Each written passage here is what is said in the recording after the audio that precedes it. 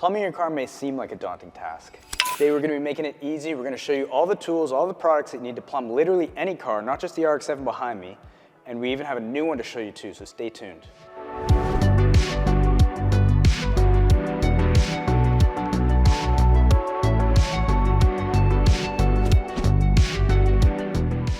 In case you missed any of the previous episodes, we showed you how to fabricate a 321 stainless steel manifold, a custom V-mount kit, and a full exhaust for this car, so you're going to want to go back and check those out. Today we're going to be showing you how to plumb a fuel system. This applies to any car, not just RX-7s. We're going to be using Vibrant -8 PTFE. We're going to show you 6 simple steps to assemble that, even tube to AN adapters. And those that have been following along with the build know that I need to plumb this entire car. What we've decided to do is actually break it up into 3 episodes where I tackle the fuel, the oil, and the coolant. Anyways, let's just talk about some of those parts that we're going to be using today. When you're doing a fuel system, it's super important that you use quality components because you don't want to be running into issues down the line. So we're going to be using Vibrant -8 PTFE. This is going to be good for any type of fuel, E85 if I decide to do that down the line. So the fuel lines are going to be plumbed to these beautiful billet, full function engineering fuel rails. And then we're going to be using these nice ID injector 1050Xs. 4 of them should hopefully hit my goals of 400 horsepower. And then lastly, we're going to be using this nice Turbo Smart fuel pressure regulator. And moving over here, we have all of our Vibrant goodies. I've ordered a bunch of different angles and PTFE hose ends and adapters, everything that we're going to need to plumb the fuel system. And then that special new product I was telling you guys about, new Vibrant fuel filters. We'll talk a little bit more about this when we get to installing it, but for now, let's just get to it. So for this fuel system, we're going to be using the factory Hardlines and converting them to AN. The feed line is going to flow into our fuel filter. The fuel filter is going to feed to the front of the primary rail. The back of the primary rail is going to loop into the secondary rail. At the end of the secondary rail, we're going to be mounting the fuel pressure regulator, and the outlet of the regulator is going to go back to our return line. All right, so we're going to get started with the Hardlines.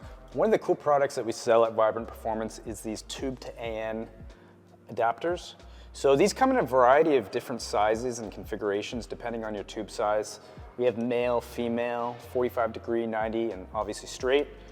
The way that this works is we got our adapter here, our socket, but then we have these nice little compression ferrules that go on, right? So basically you slide that on, slide your compression ferrule on, tighten it all up, and you have a nice sealed AN conversion.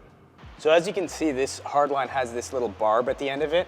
In order to get our compression ferrule on, we're going to actually need to chop that off. So quick little tip, obviously there's fuel in this line, so you're not going to want to use anything that's abrasive and going to create sparks when you're cutting. So I have this little pipe cutter. I'm just going to roll that around it and it should cut off this nub for me.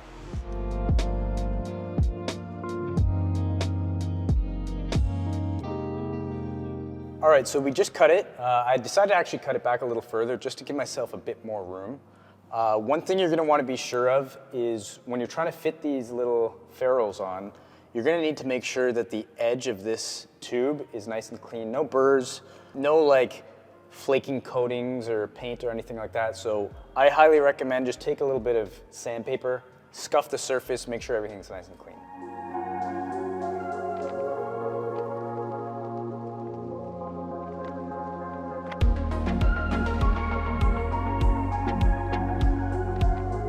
So as you can see, I got this nice tight fit. There's a little bit of resistance as I move the ferrule back and forth.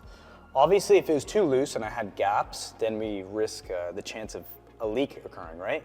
But this is a nice fit. I measured this tube beforehand and I recommend you do as well. But yeah, let me show you how it all goes together. First, we're gonna slide our socket nut on. Then we will do the compression ferrule. Next, we're gonna thread our adapter on. I put some PTFE lubricant on there. Just helps the threads go smoothly. You don't wanna cross thread these things and it's very easy to, so just go slowly, make sure everything lines up and we're good. Everything's hand tight. Now I can go and grab my tools.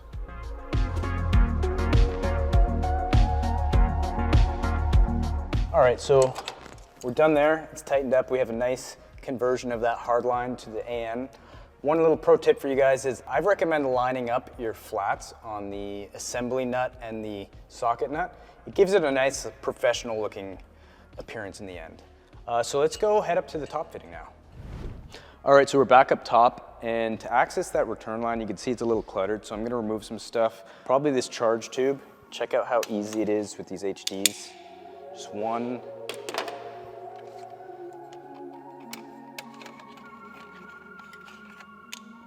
Two. Just pull the union sleeves, and we're off. And as you can see, now we have free access to that return line so that we can install our fitting. So if you come in here, don't mind all these wires, that's future Kyle's problem. But as you can see, I've already cut off this barb that we had seen at the bottom. Again, I used one of these nice little tube cutters or pipe cutters, whatever it is, because we do not want to be using something that creates sparks for a fuel line. Obviously, we don't want to start a fire. Just like last time, it's gonna be the same installation. We're gonna put the socket nut on, push that back, the compression ferrule, and then our AN adapter, I've already put the paste on it. Again, you don't want to cross thread it, just thread it on, it's threading nicely. Beautiful, now I gotta get my tools.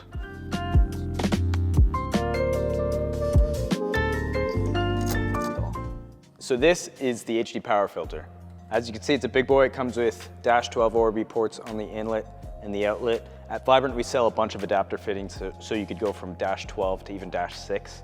The filters come with 3 different interchangeable filters. This one here is a 10 micron, as you can see denoted there.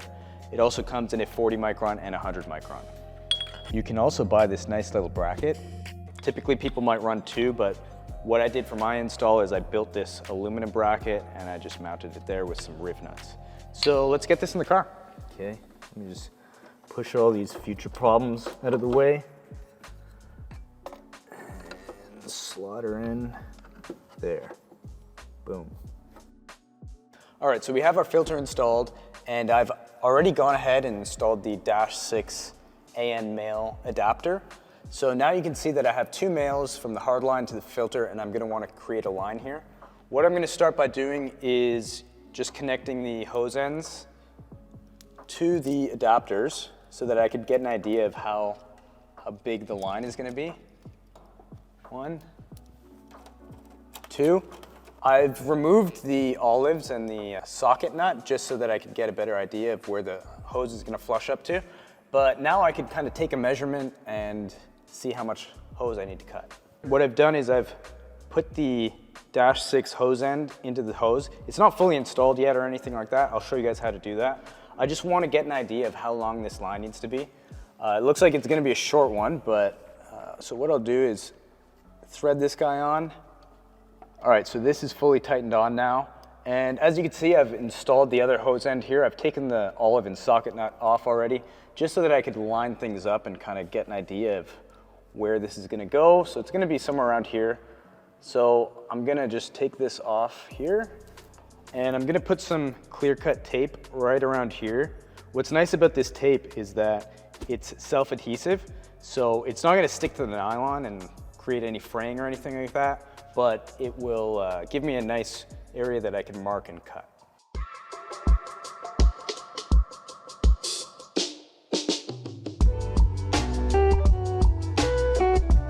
All right, so we got our tape on.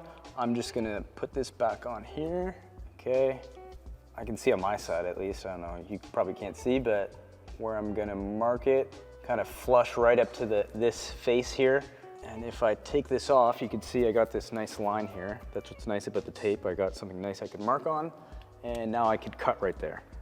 All right, so we have our hose marked right here where I need to cut it.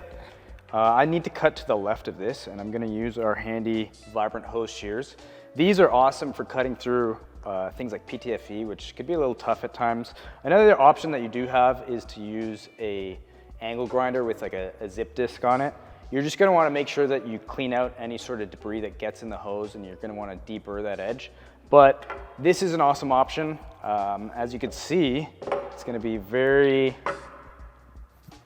easy to cut here.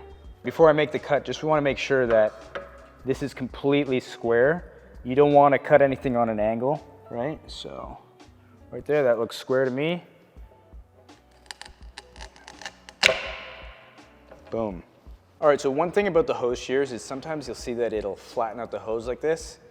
Don't worry about that. It's pretty easy to get back around. There's a number of ways that you could go about it. You could use something like a small little screwdriver just like this, just to like run it through here and kind of round it back out. One thing you're gonna wanna be careful of though is you don't wanna puncture the PTFE liner. So you're just gonna kinda rotate it around just like this. And I mean, you can't see, but I can feel that the edge of the screwdriver is nowhere near touching the liner, right? So that's one option. The other option is that you just take your hose end, this end here, and you're gonna start to roll it around, right? Roll it through, and look, I've already got it on.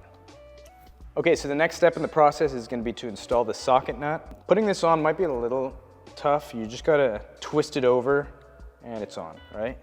So now I can actually peel off this clear cut tape. Don't need that anymore. And what I'm gonna do is take my little flathead screwdriver here and I'm gonna start to separate this outer stainless braid from the PTFE. So when we do this, we're gonna wanna be sure not to use the edge of this to puncture the actual liner. So we're just gonna get in here nicely and just slowly start to work it backwards. Again, I'm not prying off of the PTFE. If anything, I'm prying off of my finger. Okay, so that looks pretty good, as we can kind of see there. I have this nice little gap around the PTFE liner that I could insert my olive. So now I could start to put the olive on, just like this, right? Now, what I'm gonna wanna do next is make sure that, as you can see in here, there's a bit of a gap between the PTFE and the top of the olive there. I'm gonna wanna start to press that in, kind of crush it down. Now, to do that, you could just literally just start pressing against the table. Whatever you gotta do to kind of fully seat that. So as we can see, I'm actually pretty close here, right? And now I just, a little bit more,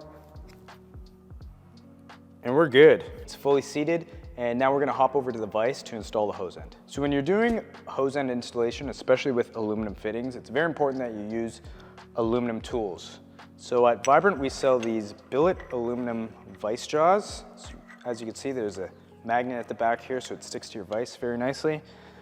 It's very important that you use these aluminum tools just so that you don't mar up the fittings. If I was to use this steel vise, I would very easily gouge into the fitting and it just wouldn't look nice. So as we can see here, the hexes built into this vise jaw line up beautifully with my hose end. So I've already pre-lubricated this nipple as well as the threads with my PTFE paste. And now it's just as simple as starting to work its way into the hose. There we go, pretty easy.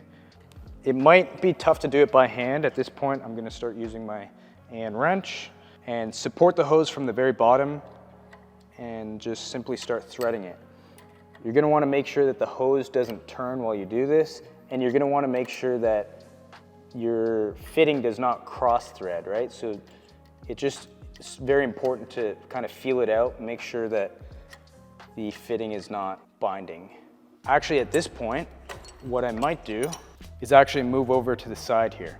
So when I'm installing hose ends, I actually like to use this side hex that's built into the vise jaw clamps. Sometimes I just find it a little easier. So I'll just tighten down right there and then go back to my wrench. You know, I'm gonna go one more flat here. Beautiful. Here's our assembled line. Let's see how it fits. Nice. All right, so that first line fit up great.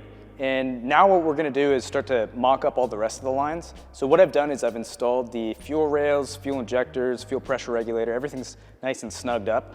And I've put on a lot of the hose ends that I'm gonna be using and the adapters. So now I have an idea of where each line is gonna go. Now it's just a matter of making the lines. Let's do it.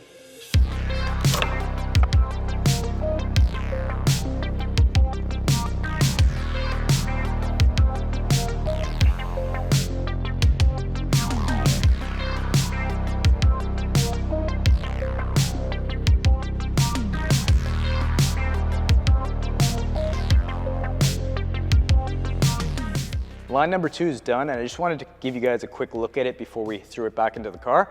So 2 main points I wanted to make is, as you can see, I've actually clocked these fittings. It's very important with PTFE fittings that you clock your hose ends. So you'll see that this one is kind of pointing outwards and this one's pointing up. Once you fully assemble these lines, you can't go back and clock it. And the second thing I wanted to show you guys is this really cool fitting that we offer here at Vibrant. So this is a -6 ORB to -8 PTFE hose end. This is perfect for my application because I have a -6 fuel rail and I'm using -8 line. So this gives me a nice low profile connection. I don't need to use any adapters or anything like that. Let's see how it fits in the car.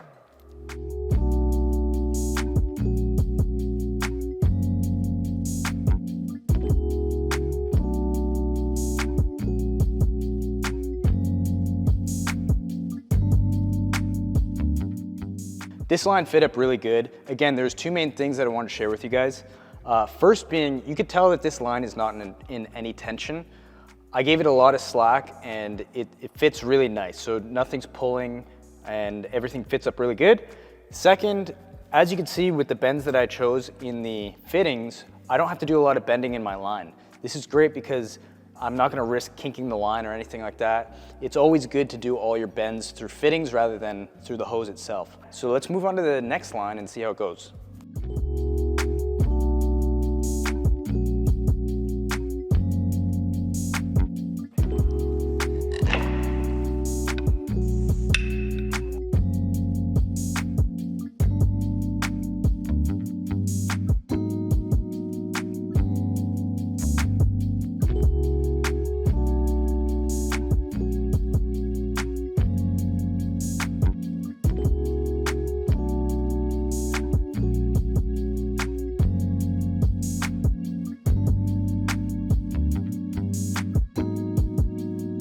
So you guys just saw me put this hose together. One interesting thing about this hose is that these fittings are not completely in line, so I'm gonna need to clock them.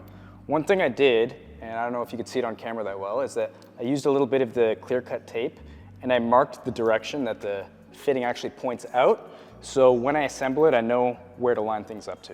Let's put it together.